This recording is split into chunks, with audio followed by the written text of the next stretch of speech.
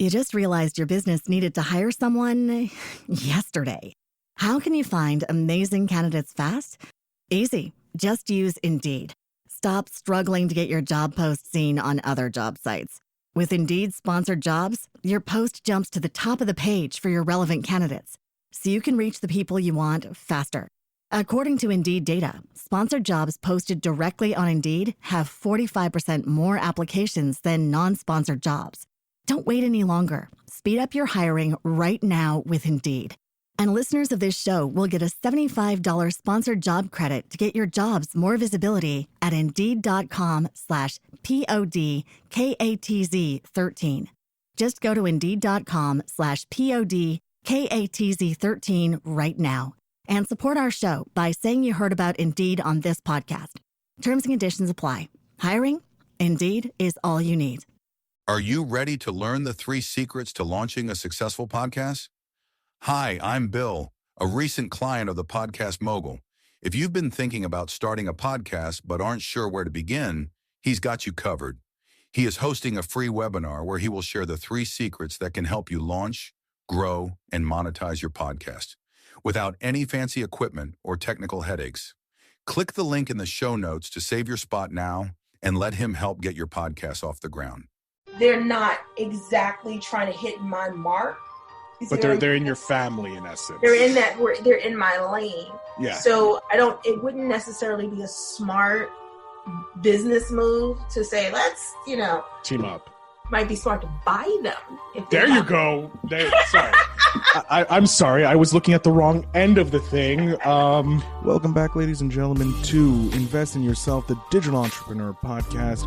I'm, of course, Phil Better, your host for this amazing podcast. Today we have an amazing guest, a founder, actually, of a new streaming service called SonderBlu. Her name is Hope Cochran. We're going to just jump right into it. It's an amazing podcast, and at the end of the episode, I have some great news for you. So without further ado, give it a listen. So, Hope, you started in a crazy business. I'm guessing you started this year. No. This has been a journey. Okay, so first of all, before we do anything, okay, introduce yourself so that people know who the heck I'm talking to, because I just jumped in. Last time I did it, we were 15 minutes in before I even remembered that the person had to introduce himself. So before we get 15 minutes in, I'm going to let you introduce yourself. That would be a problem. So my name is Hope Cochran. I'm the founder and CEO of SonderBlu. SonderBlu is our moniker is not just a streaming platform, because what we did, or what I did, was I really looked at how are people watching and enjoying film today, not just as they're watching the films, but around the social experience around the films. And I built a platform to reflect that experience, right? Like when you think about early 2000s or before, there was a cultural phenomena around watching films and going to see films, right? Like you might, hey, let's go see a movie, or blah, blah. So and then you go, okay, then you might all look in the paper, and in the early net, you might look on a couple of spots that had the times posted. Yeah. Then you might decide, oh, I'm going to have dinner, or whatever the case may be, whatever your traditions were. You go watch that film with your friends, and then maybe you say, okay, let's hit this spot, let's do this, let's do that. And in the meantime, you got the film running in the background. You might be talking about a character, you might be acting. So I said, where is this experience? Where is this experience in the digital space? It doesn't exist. No. So I wanted to, I spent literally about a year and a half just learning about how we enjoy film today. That's insane. The simple fact that you took a year and a half to figure out, not just figure out, but understand the way society now looks at the movie-going experience. And especially now with COVID. Oh, yeah. I can't believe how genius this was coming out. Like, I thought you only came out with it like because of COVID, but understanding that you've been doing it for at least a year and a half, building this baby, this beautiful, amazing thing. Absolutely. And you want to know what's funny? When I went to investors, this is 100% self-funded. When I went to investors, they were like, no one's going to be interested in this. No one's going to be. And when COVID hit, I'll never forget, it was maybe for 3 days, my phone wouldn't stop ringing. My email was blowing up. Is it ready? You've got it. Can we see it? Because I have some alpha testers, and I'm like, no, we got to get, because there's relationships with filmmakers and stuff. And I'm like, and I was like working with my development team, said maybe we can put a little, but it was crazy because it's not just watching films with your friends; it's an experience. Oh yeah, and that's the people. Yeah. This is the best time for you to have launched because everybody's stuck at home. No one can go to the movies. Hello. This is genius. And I want to know, for me, it feels like a Blockbuster event. It's going back to the Blockbuster movie, walking in, hoping you get the Blockbuster. It's there, that the one DVD that just got released and you're hoping it's one left. But this is, you're guaranteed because it's online. It's there forever. It's taking that's the thing Netflix missed. Netflix didn't have that social connection that SonderBlu. I don't think that they missed it. I don't think it was. You have to think about when they began. Yeah. There was no one like Netflix. No one was doing Netflix, and then people was like, oh, and then honestly, the reason why the big dogs, the Sonys and the Warner Brothers got in on it is because they were like, wait a minute, we're licensing all of this to Netflix. They're making this money. Well, we've got our own account. Why are we licensing it to them? Why don't we do the same thing? And so it was clear that was going to happen, right? Because now Netflix is not the only dog in town. There's a lot. The problem, though, for the consumer is we get nickeled and dimed to death. And the experience is exactly the same, whether I'm watching something, and I have everything, whether I'm watching something on HBO Max or I'm watching Netflix, I still pay for it. And the experience is exactly the same. Mm-hmm. The only thing is the content. The content's the only thing different. Exactly. And you're still trying to, and what's interesting is people still reach for those traditions during the movie and after the movie. Do you know how many people call me, what are you watching? Just to ask me what I'm watching. I have to simply understand that there are thousands upon thousands of podcasts about on one movie sometimes, or on one TV show. So if this is obviously this is a niche, not even a niche, this is a need for people to have. Because if I want to share what movie I'm watching with my friends, or if I'm doing a lot, let's say a YouTuber, a movie reviewer YouTuber can use this platform, and at the same time all his fans can come to it, and they can watch it together, and they can have that live experience, oh wow, I'm watching a movie with Jason Momoa. And it's not one, what's interesting is it's not one type of discovery. You can discover films in a lot of different ways on this platform. And that's what we're priding ourselves on. When we began the alpha testing, that was the piece that people gravitated towards. Because I'll tell you, when I started, it was really, really simple. I just wanted to watch films with you. That was the simplest version. And then when you really dig deep, I'm like, oh no, there's so much more here. There are layers here.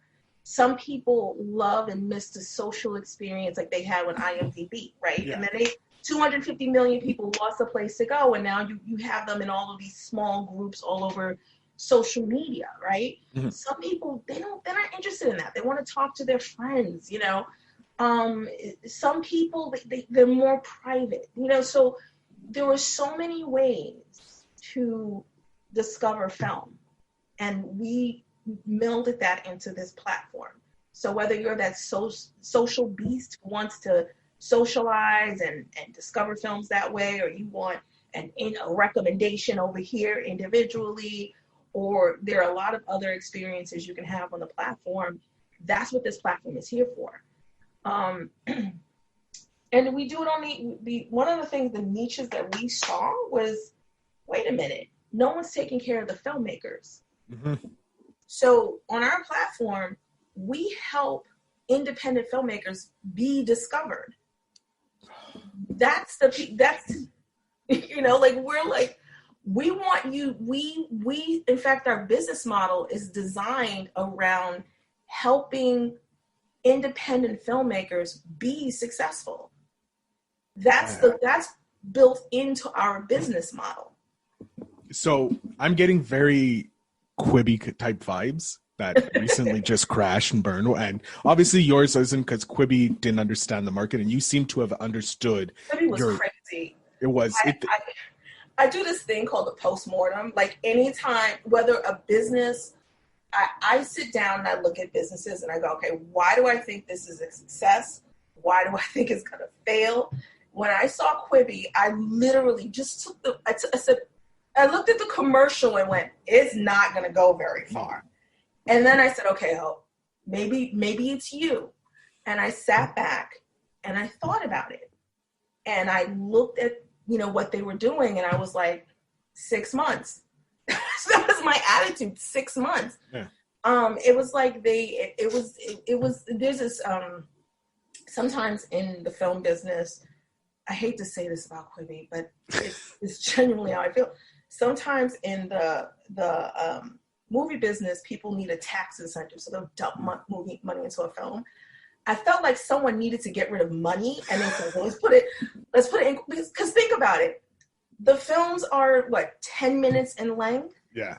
And you're paying multi-millionaire actors or actresses to be in it. And right. When all they have to do is hit pause. You know what I mean? Hit pause, or you can download it and you can watch it. No one thought about that when they were doing it. I'm sorry. First off, there is something called YouTube, and I can guarantee you there's at least a dozen people on YouTube that would take a fraction of what they paid the celebrities and make even better work. Exactly. And it's I'm not knocking the idea. The idea for Quibi was great. The idea not to me. I don't think the idea was very I think it was. Look, Quibi was a learning experience for a lot of people. Right. Either who were in on it, who were there, they got firsthand burnt, but they also got to learn. Or the people watching goes, yeah, I'm not going to do that. Definitely not going to do what Quibi did, because they didn't figure the market properly. They just thought, oh, we'll just make a streaming platform. Exactly. You had a problem that you wanted. You wanted the late 90s, early 2000s experience again, but we can't have it because the world is different. Right. So you figured out a way. You built this beautiful platform so that you could have enjoyment. In essence, you made it for you. Exactly. And the culture has changed. Mm-hmm. The culture around film has changed. But nothing around it has changed, and no one has looked at the culture. And so that's the problem. There's a real problem to be solved there. You can go on any social media platform and look at all the different kinds of groups that are forming because they're trying to solve a problem.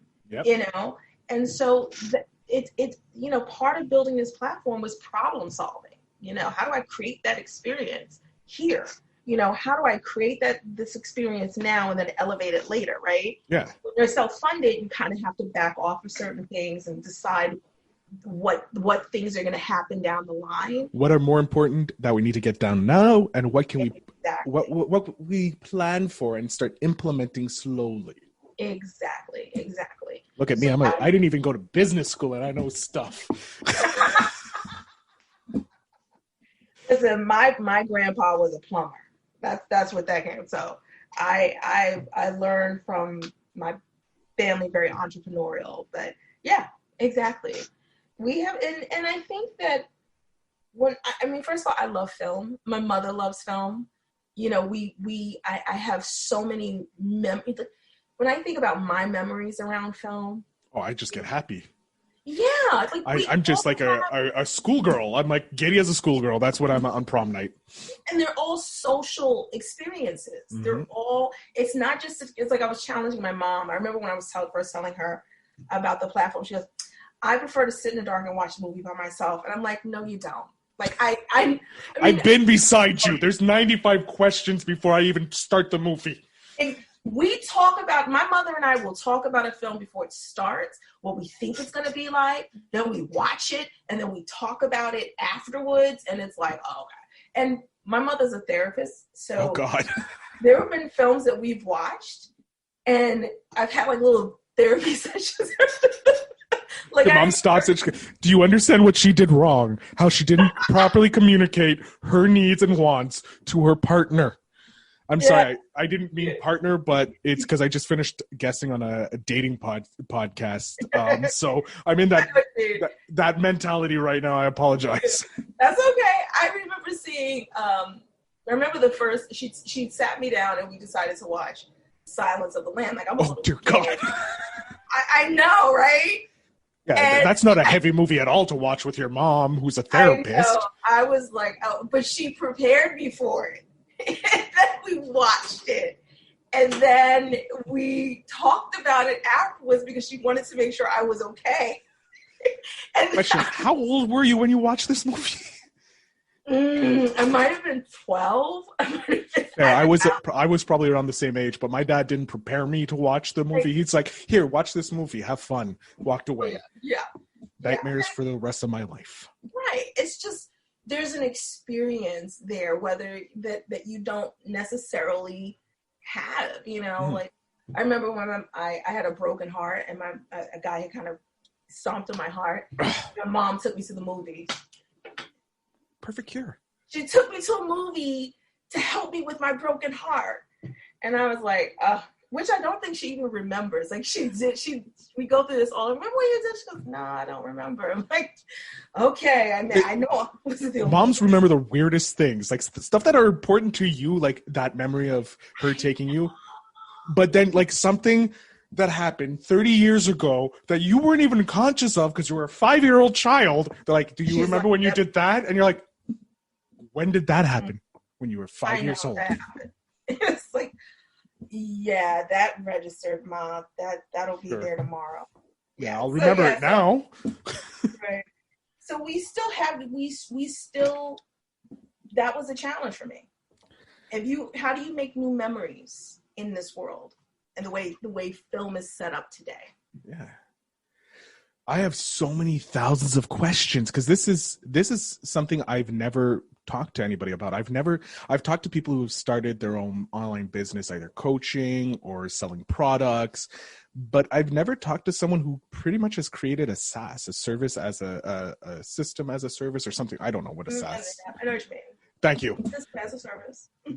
There we go. She said it. She knows what, but I've never met, and I've always been interested because I want to do something for podcasters. Like I'm a huge podcaster. I wouldn't be able to do what you did because I have no idea the technical know-how.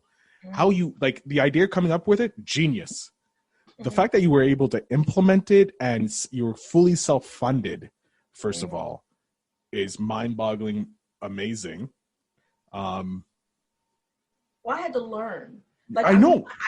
I don't come from a technical background. I was going to ask that, like the background you come from, is it like IT or is it like just? I come from business development.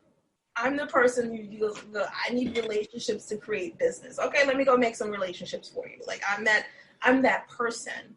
But I'm also an actor. Like I went to actor studio and, you know, I was in the business world to support my creative endeavors, right? Yeah. So to me, this was a natural next step. Like, how do you merge your things that you love? I love performing. I love acting.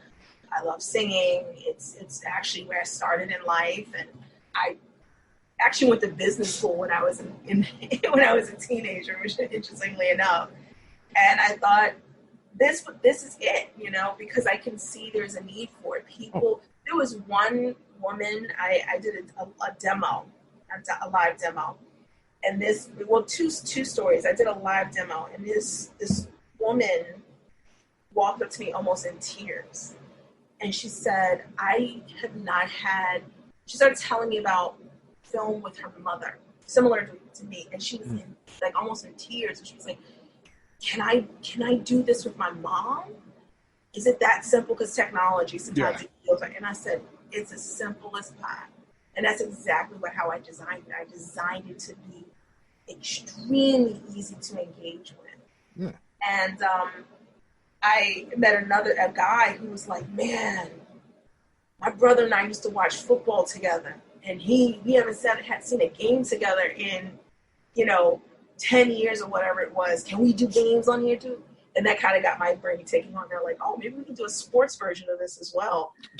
Yes, you already have the program. It works. I'm like, as I'm about to say, I'm like, she probably already has this already done because you have everything you need already built. Right. The UI design is slightly different. Yeah. And that's another thing that we're working out because it's an organic pivot. It's already there. So it's just cutting the hair a different way instead of the way it's currently cut. Now, my question is, okay, because it's using movies, and obviously you have a film festival coming from this. I saw.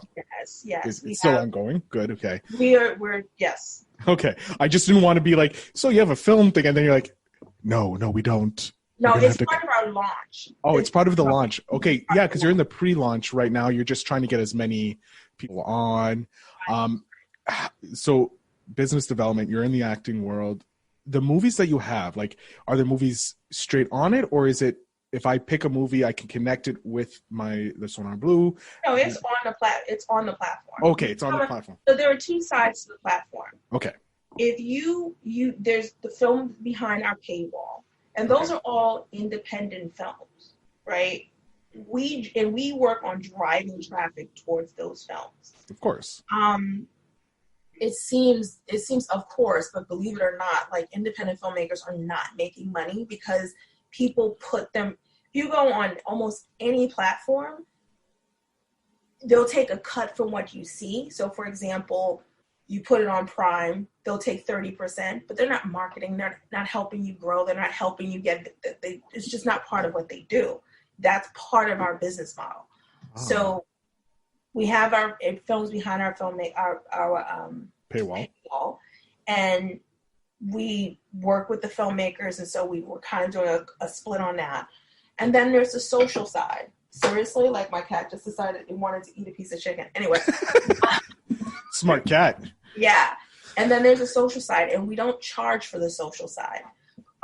For the social side, that's where you get to engage with filmmakers. That's where you get to make all of these discoveries. You can have a real social experience. Remember how films are not just about what you're watching. It's about the entire experience. So we have the social experience, and that social experience includes films that are not on our platform as much as they're on our platform, right? Very smart. So you work with independent filmmakers. I'm guessing you also work with some of the bigger guys as well, because you do have some of the bigger movies, it looks like, on your platform. The reaching out to the independent filmmakers, how is that? Like, I just want to know how. Like, how did you make these connections? Did you just so hungry? I'm gonna tell you, independent filmmakers are hungry, and they should be. Mm-hmm. There's more content being produced because it's cheaper to produce it than it's ever been. And you can produce really high quality films and not spend multi-millions of dollars, right? But then once it's done, now what? The traditional route is you enter a film festival, and a distributor picks you up, and you make it somewhere. Right. But the vast majority of those films, they don't get picked up. So then what? So I've met filmmakers who have masterpieces just sitting in their closet, and I'm like, are you kidding me? And so it's my mission with regards to the filmmakers is we are going to partner to make you and your film a brand versus just use your brand for our gain. Exactly. So right now, I love everything about what you're saying because it resonates with me. It's value-based. Right. I'm providing you with value. So you're providing me as the moviegoer experience. You're providing me access to these filmmakers, but also the aspect of the chance to watch these movies with my friends and family and communicate with them while we watch it, even though we may be in two different locations, yes. Which as a consumer, amazing. It's a great thing, especially if we have another situation like COVID, because the platforms that are currently out there I have to text. I don't want to text while I'm watching the movie, but I can interact on your app while watching the movie. And there are things that we're building in that you can do even while you're watching. Those. I'm guessing you guys are planning on introducing Chromecast, I'm guessing, and Apple casting and that? Yes. Eventually? I'm guessing it's down the road? We're on all the major platforms. Okay. So we're on your television, we're on your mobile device, we're on your tablet. Okay. Wow. Like that's a whole bunch of questions I have. Like how getting into that. Like, okay, first off, how big is your team? Okay. I know it started off. The glasses just came off, folks. We're getting really ready here. We're going to break down business now. Right. So let me tell you how I developed my team. Mm-hmm. I made, I'm an African-American woman. Yes. And unfortunately, we don't get investment opportunities. We just don't. Like women get 5 cents on the dollar. Black women get about a percentage of that 5%. It's a very, very small. Bullshit. That's what it is. It is. But when you realize, when you can adjust and go, well, no one's coming. No one is coming. If you really want to build this, you have to build it. But there are people out there with immense talent who are not being recognized. And those are the people I went after.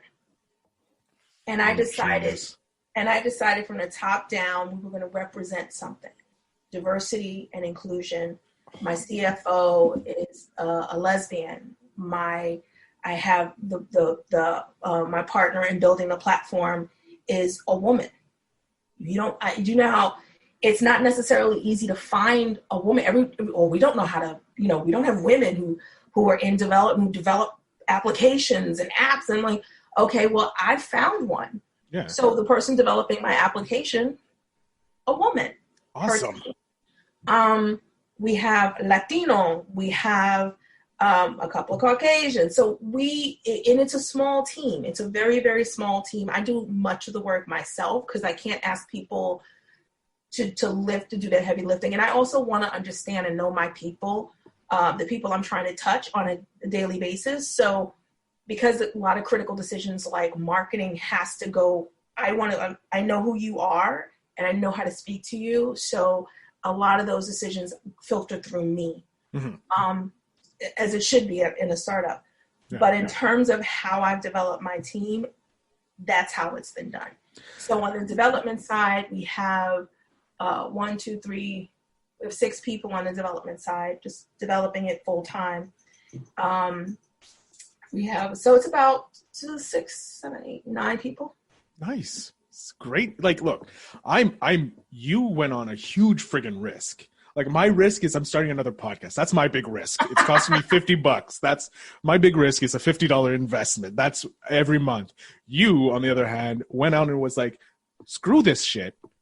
I'm going to do it myself. Exactly. You risked it. You're employing 9 people that all have the same vision and values that you do. And you're bringing value to not only the consumer, but also the supplier of this image, your goods in essence. And you're like, look, I'm putting your stuff in front of people. People are getting new content that's amazing. I'll make a small portion out of it. Everyone wins. Exactly. Instead of, how the bigger previous companies were like, I don't really care. Like Netflix is kind of doing it by like investing in locations. what they're doing. They're different. Like I was talking to my mom about this. One of our favorite comedy shows was canceled on Netflix. And I said, Netflix has no loyalty. Mm-hmm. You know, like they'll develop a great show. Like I just got finished watching the Marvel universe on Netflix. I'm like, this was so good. Don't even get me started on that, man. And I'm like, what are you doing? Where's the loyalty? Like, where's the loyalty? And so yes, they invest in things like locations and things like that. But I think one of the things you'll find is that a lot of people who have Netflix for the long haul feel like, well, you're not loyal to me. Mm-hmm. You're not working to keep me. It's about making the library bigger, and bigger. But once you have me, and that's because they want subscribers, that's how they make their money. Yeah. But once you have me, you're not worried about keeping me. And that's what it feels like. Not saying that's what it is, but that's what it feels like. Oh, I fully agree with you. I think their biggest thing was when they went after the VPNs and stopped some of the VPNs from being able to be accessed on their website. Mm-hmm. That was personally the stupidest move because unfortunately, yes, I understand copyright laws and each country has their rights, but like give me access to friggin' anything I want. Like it's the 21st century. They actually, no, there's a reason for that. And what they did was very smart to do that, which as a consumer, and I remember my mom, because my mom uses a VPN and she was mad. Yeah. And I was explaining to her, A, how you can get around it. But yeah. B, there are ways. But B, that when things are geo-blocked, they may not have, like, for example, they may not have the rights to something here, but they have the rights to it here. And if they're openly allowing you access over here, they get fined, they get sued, they have to pay for that. So from that perspective, they're correct. Like they I fully understand. Know that. The consumer doesn't know that. Mm-hmm. But at the end of the day, it's like, okay, dude. Now, I mean, granted, not to be funny about it, but people get around it all the time anyway. And so you could adopt the philosophy of, well, people are going to do it, but somebody's going to make you pay for it. And that's really where it's at with that. So like I used to work at a television service provider. Mm-hmm. And so I understand the rights and all that. From a business aspect, I understand it. And I didn't understand why do I have to buy 8 channels when I only want to watch one? Well, it's because that one channel you're watching is actually supporting those other 5 channels or 8 channels. So like I never understood that before I was working for the industry. And I understand why Netflix has a geo block because they don't have the rights. I get that. I know that. But as a consumer, I'm looking at it like we're not in where it takes me 3 years to travel somewhere. Like if I wanted something instantaneous, so like the old way of thinking, I'm guessing like the rights and like the distribution rights and all that model needs to change. Now you're in my world. Yes. Now you're understanding why everything has to change, and people are not thinking that way yet. We're starting to think that way. We're starting to understand, wait a minute, maybe geo-blocking doesn't work. I'll give you a great example. There was a show that came out a few years ago with an actor named David Tennant. I happen to really love him. Oh, I love Tennant. He's amazing. Yeah, I think he's awesome. Yeah. He's not my favorite doctor, though. Unfortunately, Eccleston is my favorite doctor. I'm liking the new one. I was all for it. I was like, hey, we got a girl up, we got a woman up in here. Don't get me wrong. Sorry, we're beelining here, but we're cinephiles. Leave us alone. I fully support like changing it to a woman. I don't care who's playing it as long as they play it a good character. She's done a great job. And then they did last year 2 Doctor Who's in a season. Like this, the one doc. It was really. Was it Scaldaldi, the previous Doctor, and her? Oh, no. I think her name, the actor's name is Judy something. Okay. And they had an episode where she met herself, but she was she was also Doctor Who, but it was a black woman. But it was a black woman. I was like, Oh yeah, it was actually really, really good. You have to, if you have, go back. I'm going to do it. I love Doctor Who. But this is what I like. Like, a lot of people are entrenched with the old way. Like, people are like, after 2020, COVID's going to end. They're like, oh, we're going to go back to the way life was. No, we're not. No, we're not. But that was going to get to the point that I was making about David Tennant. He did a remake of his own show in America. And anyone who had seen it in the UK was like, why do I need an American version? Like, why do we need, because people here have watched it over there. So why are you, it's not like it was, 18 years ago when they remade The Ring. Mm-hmm. Who, like, oh, there's a Japanese ring, I'm going to go watch that. Like, people, unless you're bringing something brand new, like, why even make a remake? Like, why? It's like no one, people are going to look at the original. Mm-hmm. And people know the original. So we're wrestling with, there's a lot of things that, and I don't think I'm the only one. I think there are people thinking about this. I don't think it's a status quo thinking about it, because why do they need to think about it? But I'm thinking about it, and I'm certain there are other people thinking about it as well. I have a feeling that our generation, because I feel like we're probably the millennial. We are in the millennial generation. I'm probably closer to Gen Z than you are, but I feel like the later Gen Zs, like the ones that are closer to the millennials, and the millennials are thinking that the way the world was being done isn't how it's going to be. Exactly. Because I remember growing up being told by my math teacher that no one's going to have a calculator in their pocket. I do remember that too. I have enough computing power in my phone to land on the moon. Yes, it's more than what they used to land. Yeah, it's more. Like, it's the calculator is now an abacus compared to what I have in my pocket. Like, if you ask me to figure out physics, I'm like, Siri, figure out physics, and Siri's going to figure out physics for me. I don't have to do the math anymore. And it used to be that phone used to be a building.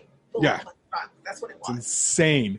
But like, this is what it is. Like, people aren't looking to the future; they're only looking at, like, what can I do right now? And I think that's limiting a lot of people, because they're not looking into the future anymore. They're not looking at the long term, because they're so concentrated on the short term gains. I think that's, I don't know if I entirely agree with that. I think it's not that we're looking to the future, it's how we're looking to the future. Okay, yeah. And it's who has the power to shape the future, right? So let's look at this, just take a look at the fact that Marvel and Sony, and I think, what's the third studio in that mix? All Fox. They're kind of one company now. They're working together. They're not even in competition. They decided we need to come together. Well, Fox really didn't have a choice. They were bought. Well, this is true, but the point is. But they were working all together beforehand, especially Sony, because Sony screwed up. Exactly, but now you have, instead of having multiple people owning all these licenses, the game became, let's own as much license as we can so we can own this and we can dictate the terms. So that's one way of forging into the future. But that leaves you and me kind of powerless to say, wait a minute, that's not where we want to go or how we want to move. And so that's why it takes a decision like mine to say, I'm just going to do it, because you're never going to, because in some ways it may even be against some people's interest to do it, right? Yeah. But I've spoken to hundreds of people. I've shared this with hundreds of people, and they're all like, yes. Oh, I can guarantee you, any cinephile, you go to any cinephile website, you contact like three YouTubers that do movie reviews. Mm-hmm. And you offer them free sign up on that. Mm-hmm. Absolutely. Your promotion's done for the rest of your life. Exactly. And that's the point. But they're in a weird way, all of these micro influencers who support these films are actually sort of a tool rather than an instrument, rather than and product. Exactly. And so at the end of the day, they don't own that. In fact, there was a lawsuit because I forgot what it was. Some reviewer had written something that I think it was Netflix. They had reviewed a trailer for Cutie Pie and they didn't like it and they sued them to take it down. You see what I mean? So so I agree with you that it's about whose vision of the future are we living into, and how do we as individuals, as cinemaphiles, as people who consume it, how do we take part in shaping the direction? And it's great that we have someone like yourself who is passionate about movies as much as you are, but you're not only passionate about movies, you're passionate about helping movie makers, filmmakers, and bringing their gold. Because like, if no one saw Steven Spielberg's, student film back when he was in, we wouldn't have E.T., we wouldn't have Jaws, we wouldn't have Raiders of the Lost Ark, we wouldn't have all these seminal pieces that he has done. And it's because someone like you back then saw his film, saw what he was able to do, and been like, let's take a risk. And now you are going the same thing. You're being the risk taker, but at the same time, it's not a risk because you know how much people want these. Right. Here's something interesting. Let's rethink about how we see independent films versus studio films. And there are people in their mind who see them as, in terms of quality, very different. Mm-hmm. There are films. Let's look at Moonlight. Moonlight started out as a independent film. Mm-hmm. It got studio backing. The backing was not to make the film. The backing was to distribute the film, right? Yeah. So people who it's a studio, it was not a studio film. I've seen films made for $100,000 that are of the same caliber as a huge, big budget film in terms of acting, in terms of quality. And so I think what happens mentally is we discount them because they don't have the sheen and the polish and the name of a studio behind them. Yeah. And so I think part of breaking down and breaking the system down and giving independent filmmakers an opportunity is recognizing that some of the highest quality films come out of the independent filmmaking world. Yeah, like we have Slumdog Millionaire, amazing movie. Moonlight, another amazing movie. You have, I'm remembering, it was an Italian film about the Second World War where the guy, he won the Academy Award. He jumped up on this. Oh, you're talking about, yeah, I know what you're talking about. I know the film you're talking about. Thank God you're a cinephile, because my family's like, I don't know what you're talking about. Roberto, Fellini? But yes, I know exactly what you're talking about. The movie. About. Everybody's like, there are probably people listening. And then they made the crazy American version with Robin Williams, and I was like, why did you have to do that? Yeah, why did but like there's like, that's what I love. Like there are movies that I've never seen because, one, like you said, no studio backing, there's no distribution for it, or the distribution is like, it's in 3 markets. Mm-hmm. Arizona, Phoenix, and then somewhere else, like somewhere like no one's going to see.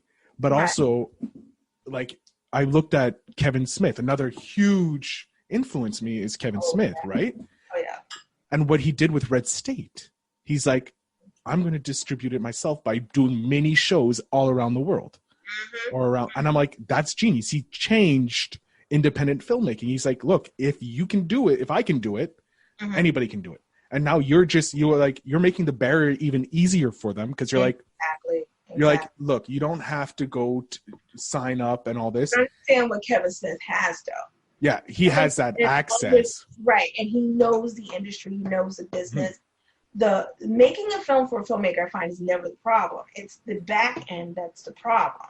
Yeah. So I know someone who's been having world premieres of her film for the last 10 years, right? She just literally goes all over the country and, premiering her film. And she's actually independently wealthy, and so she can do that. Yeah. And she doesn't make a lot of money, but she made this film she's really proud of. Some people would say move on, but she's really proud of it. And so she literally is having these mini premieres all over the country. And I want that. How do I get that? I have to be wealthy then. They're wealthy. Okay. So the step one, become wealthy. That's okay. That's where I have to go first. What kind of wealthy she is, but she doesn't have to worry about that. But when you go into, I've seen filmmakers who have no post-op, like they post-production, like they're like tapped out they've done the film, but they've got nothing for post, and you're like, what happened? Like, what's going on? They'll spend like 2 years in post-production because they've got to raise money for post-production, but then again, you have some filmmakers who make, for example, what is that film, that horror film that everyone, Paranormal Activity. That movie was made for how much money? I think it was like under 250,000. It was like less than 100,000. Yeah, and I think it nearly hit $1 billion. Right, and it's on its like third iteration. Third? It's on its third series. You have Paranormal, the regular series. You got the extended editions, and then you got the family edition. Right. It's going insane. And it was a film that was made for not even $500,000, not even $250,000. Saw. Look at Saw. Look at Hostel. Mm-hmm. All the Blue House projects.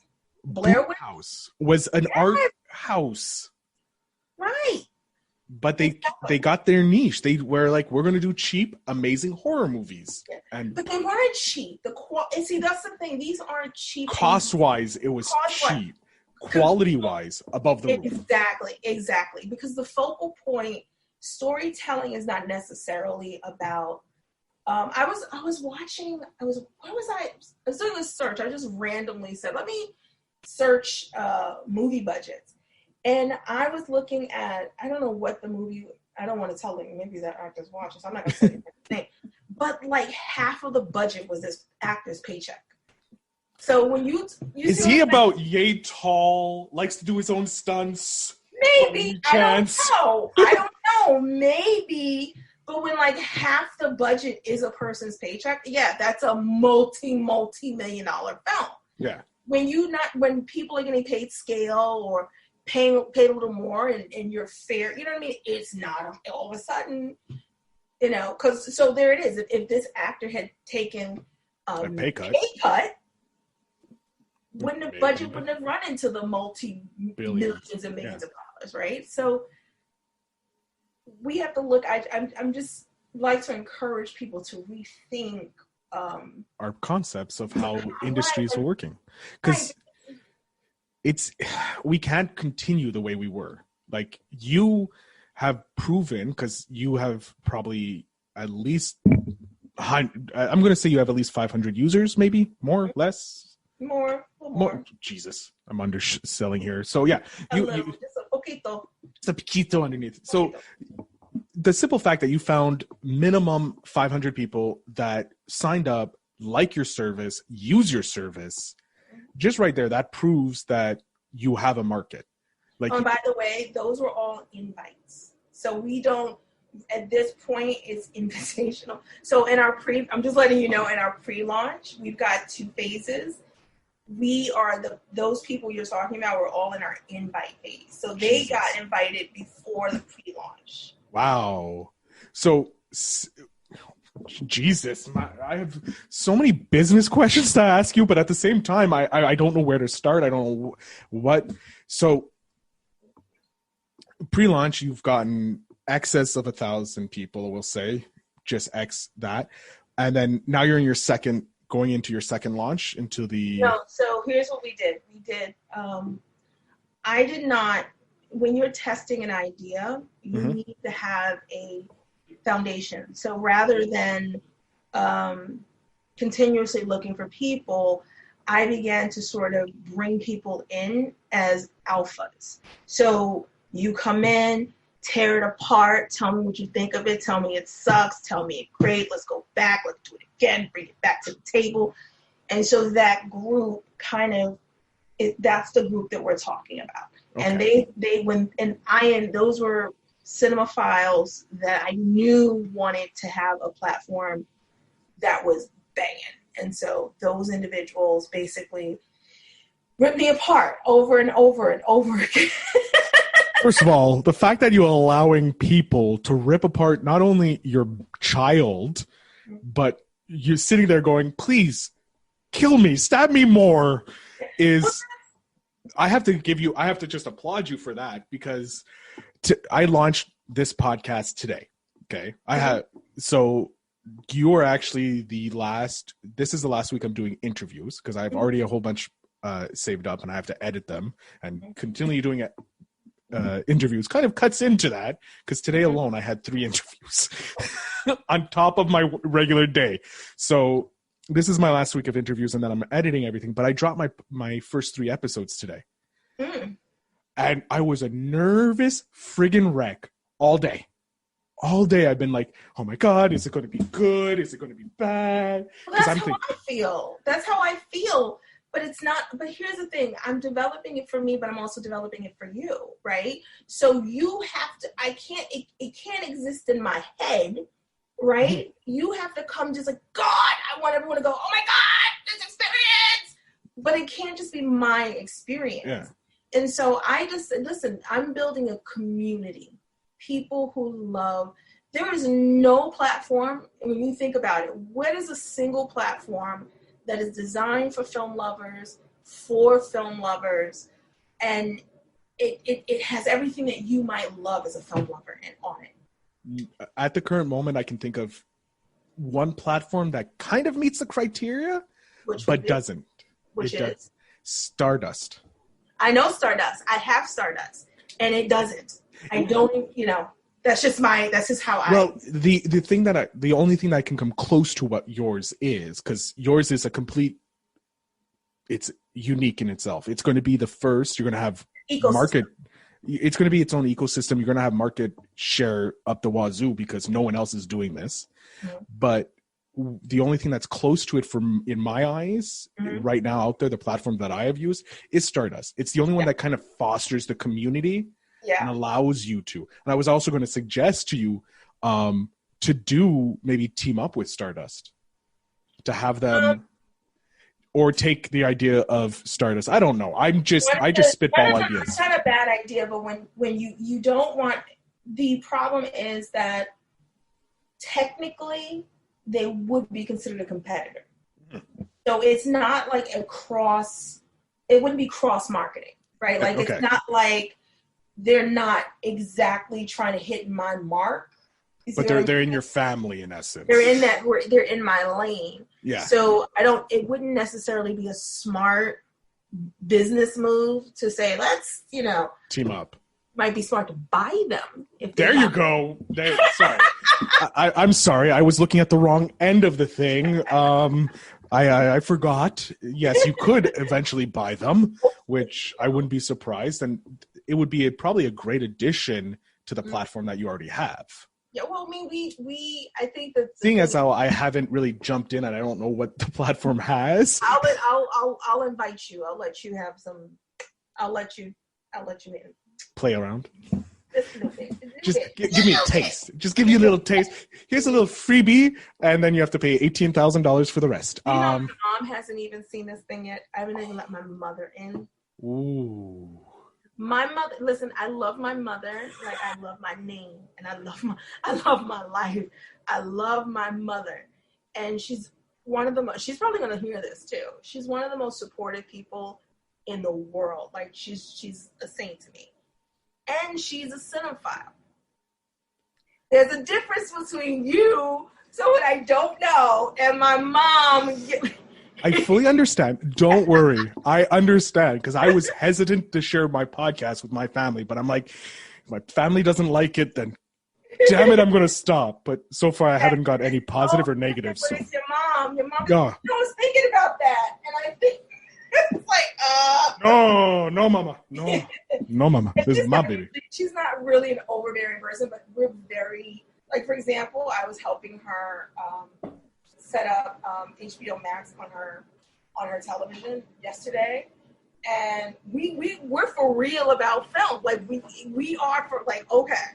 She went and got a Fire Stick so she could have HBO Max. You know what I mean? Like, okay, like, yeah, she's hardcore. She's like, I'll spend the $300 if I have to get the HBO Max on my TV. Yeah, that's crazy what they're doing, though. Like, I don't know. I don't know what HBO is doing. Good luck with that. But anyway, next convo. You know, I don't even get HBO Max, okay? I have to go through my Bell subscription to get HBO. And even on so I can't even download HBO Max to watch HBO shows. I have to download another platform that's called Crave. Then I have to subscribe for $10 more to get HBO stuff. Get out of here. No. That is, where do you live? I live in Canada. Oh my God. I live in Canada. Just north that of is a Canadian accent I hear. I know. Yeah. We're very polite, except for when Mickey's happy. And he's always happy. He is. I can't deny it. But no, we used to have, so we didn't have any streaming. So streaming in Canada is very interesting. It's completely legal. I can stream movies, like before Netflix was around or anything like that. I could stream it on my TV. I could stream, torrent, no problem. You couldn't download. That's where it was. So if you just streamed it, you weren't breaking the law. If you downloaded it, then you broke the law. I mean, I think technically Canadian in law. America, streaming and downloading is kind of the same. Mm-hmm. I remember when I didn't have, I used to download torrents, and I got a letter from my provider, like, you're breaking the law. I was like, oh, maybe I need to stop doing that, VPN. I mean, yeah, but no. So in Canada, you broke in college, you do all sorts of craziness.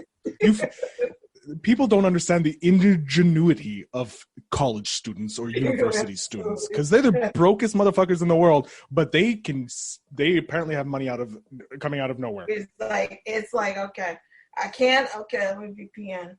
I'll pay my $5 for my VPN. Yeah, but in Canada, because I have Irish friends, they call it the dodgy box. Okay. It's the sounds dodgy. Well, the name dodgy box doesn't give it away, but it's your streaming box, like your Android box that lets you stream channel movies and stuff like that. So in Canada, that's not illegal. Selling the box is, because you're not supposed to sell those products, but having one isn't illegal, or streaming through the box isn't, as long as you don't download. Not to be off topic, but there's a country where being a prostitute is not illegal, but buying a prostitute. Yeah, I don't understand that either. Like, I know in New Mexico, I think it's Nevada, it's prostitution's legal. Yeah. Only in outside of a particular county. Yeah, special county. Like it's not Las Vegas, but it's like just Reno or something like really close to it. And it's like a lot of, if you live in that area, like, what county did you go to? You went to Las Vegas. Where in Las Vegas did you go? Yeah, which county did you go to? Like, when I go to Vegas, I go to Vegas. Like, I'm in Vegas. I'm not leaving the Strip. When someone else says they're going to Vegas, I'm like, which part of Vegas did you go to? Yeah, that's a joke. That's usually a joke. So you went to Nevada, like, what part of Nevada? Yeah. Unless they're saying, I went to Vegas, then so you just went to Nevada. Eh? Okay. I got you.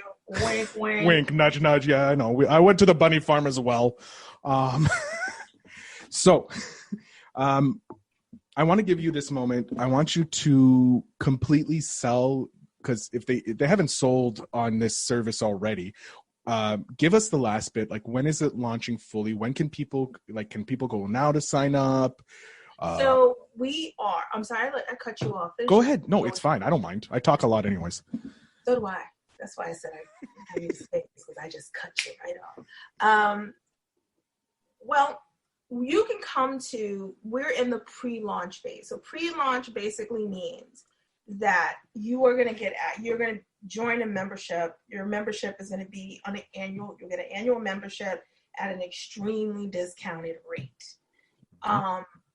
And we will give anyone who comes to us through you, we'll give you a promo code, and they can get 15% off. So Wow. they get an additional 15% off, but they have to go through you to get that. I'm perfectly fine with that.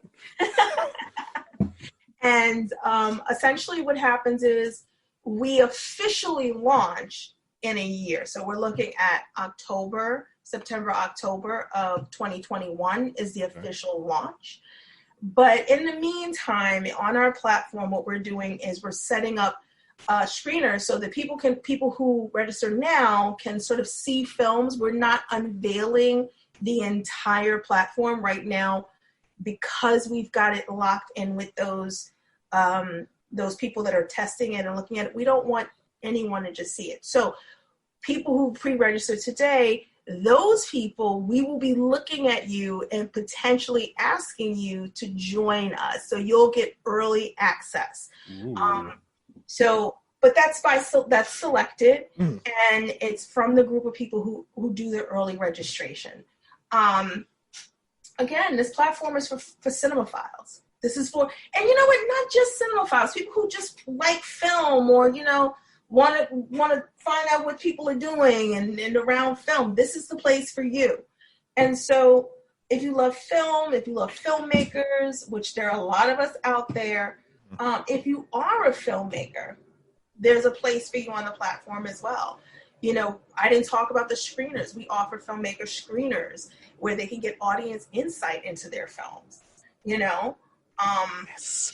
So much value. Oh my God, this is amazing. Like the simple, I just want to throw out thousands of ideas for you, but I won't.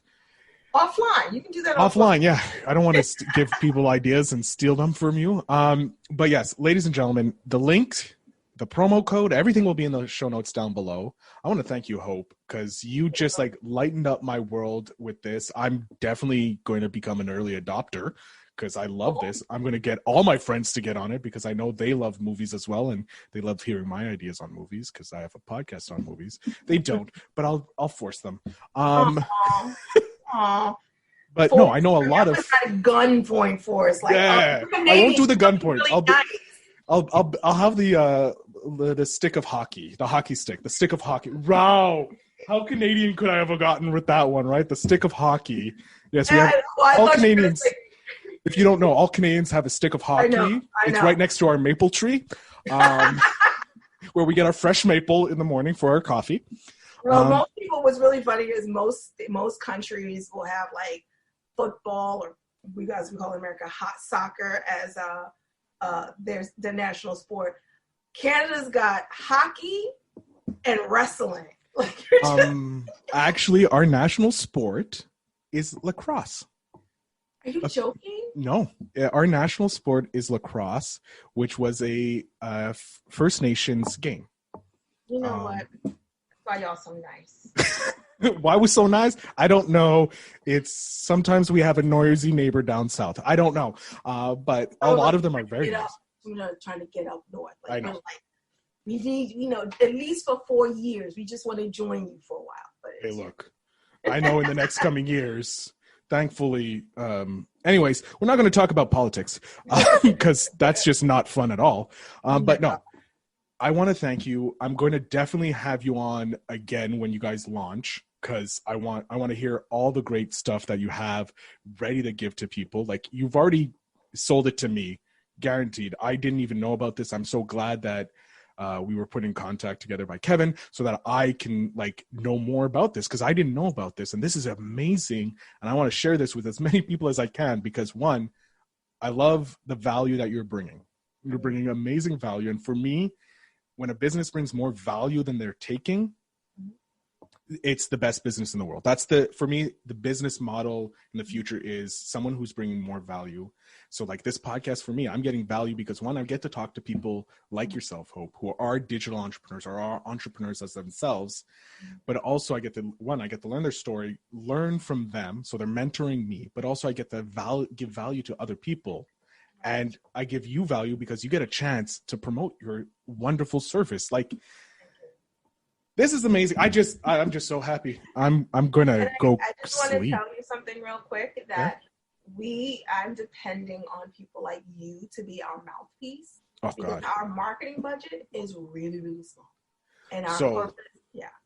So as soon as we're done here, we're going to finish in like 2 seconds. We're going to stay on just a bit longer because I have some ideas for you I want to give you for free because I think this is wonderful and I want to support this as best as I can. So yes, 1, mouthpiece, guaranteed. I'll never shut up about it. 2, I'm going to give you a whole bunch of free ideas right as we finish. And 3, I'm going to wish everybody thank you very much for listening. Make sure you check out the links. Go check out SonderBlu for Hope because she's doing something that's different and amazing, and she's helping other people who may have never gotten a chance to build a business, and she's giving them free lessons.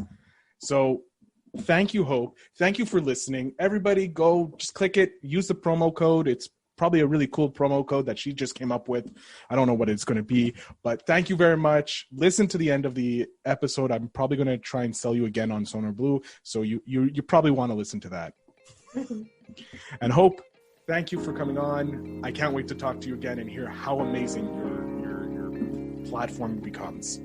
Thank you. Thank you. Ladies and gentlemen, how much value did you get out of that podcast and that discussion with Hope about a SaaS business that's helping both independent filmmakers finally make money, as well as giving you guys a chance to see the next generation of filmmakers? I'm always blown away. I'm on the platform right now enjoying all the great movies that they have. Obviously, since it's a brand new platform, they're not all amazing movies, like you're not getting the blockbusters, but you're getting to see raw filmmakers get to expose themselves to new talent and also make a profit so that they can then invest in themselves. So what I've done is I worked with Hope so that you guys can actually get a great discount. So if you go to the link in the show notes down below, it's SonderBlu, so that's SonderBlu.com/investpod. You guys will get the latest discount that they're offering. So right now they're offering a 60% off discount, plus if you would bring 5 friends over, refer 5 friends, you can get upgraded to a lifetime membership. So it's amazing value that we're working on here at the Invest in Yourself, the Digital Entrepreneur podcast.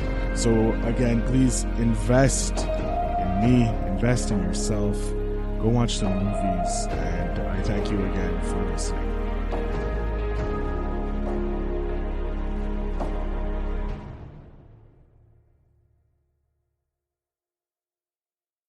Thanks for tuning in.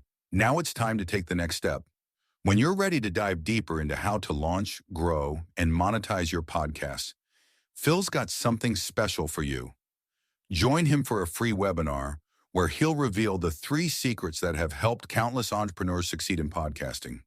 Click the link in the show notes to save your spot, and let's turn your podcasting dreams into reality. You just realized your business needed to hire someone yesterday. How can you find amazing candidates fast? Easy. Just use Indeed. Stop struggling to get your job post seen on other job sites. With Indeed sponsored jobs, your post jumps to the top of the page for your relevant candidates, so you can reach the people you want faster. According to Indeed data, sponsored jobs posted directly on Indeed have 45% more applications than non-sponsored jobs. Don't wait any longer. Speed up your hiring right now with Indeed. And listeners of this show will get a $75 sponsored job credit to get your jobs more visibility at Indeed.com/PODKATZ13.